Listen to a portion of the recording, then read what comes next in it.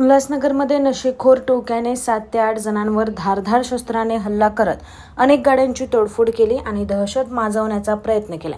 आशयपाड्यात घडलेल्या या घटनेनंतर संतप्त नागरिकांनी रस्त्यावर उतरून पोलिसांना घेराव घालत या नशेखोरांवर कारवाईची मागणी केली। उल्हासनगरच्या कॅम्प 4 मधील आशयपाड्यात मंगळवारी सायंकाळी 5:30 ते 6 वाजण्याच्या दरम्यान ही घटना घडली। या ठिकाणी काही नशेखोर तरुण हातात धारदार शस्त्र घेऊन रस्त्याने येणाऱ्या जाणाऱ्यांवर हल्ला करत होते। अशा प्रकारे त्यांनी सुमारे 7 ते 8 जणांवर हल्ला केला। इतकंच नव्हे तर परिसरात उभ्या असलेल्या 20 ते 25 गाड्यांचीही त्यांनी तोडफोड केली। यानंतर या परिसरातील संतप्त नागरिक रस्त्यावर उतरले आणि त्यांनी पोलिसांना घेराव घालत या नशेखोरांवर कारवाईची मागणी केली। आशयपाड्यात नशेखोर तरुणांचा धुडगूस वाढत चालला असून त्यांच्यावर कायमस्वरूपी कारवाई करावी अशी मागणी या भागातल्या नागरिकांनी केली आहे।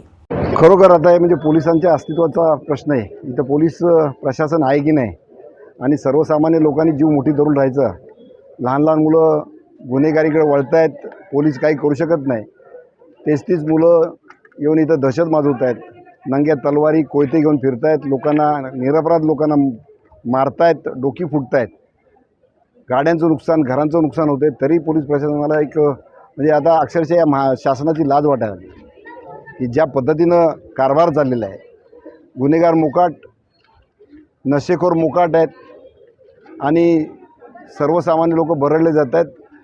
कालच सुभाष टेकडीला असाच प्रकार झालेला आहे। इथं वारंवार होते। त्या खास करून इकडं म्हणजे मला वाटतं नशेखोरांचा अड्डा झालेला आहे आणि गुन्हेगारींचा अड्डा झालेला आहे।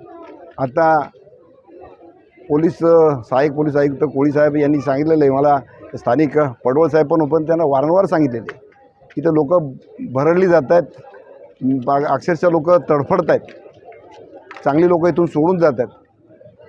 त्यामुळे त्यांच्या अस्तित्वाची लढाई आज याच्यावर कठोर कारवाई केली नाही तर मी त्यांना हे दिलं की हा मोर्चा सगळा पोलीस स्टेशनवर आहे आणि आम्ही पोलीस स्टेशन इथं मारण्यापेक्षा पोलीस स्टेशनला येऊन थांबू आणि मग ते काय करतात ते बघतो। अशा प्रकारच्या सूचना विनंती त्यांना केलेली माझे हात जोडून पोलीस आयुक्तांना विनंती आहे की आपण या ठिकाणी लक्ष घाला आणि सर्वसामान्यांचं जीवन सुखकर करा। Bureau report, AB fast news, Ulhasnagar.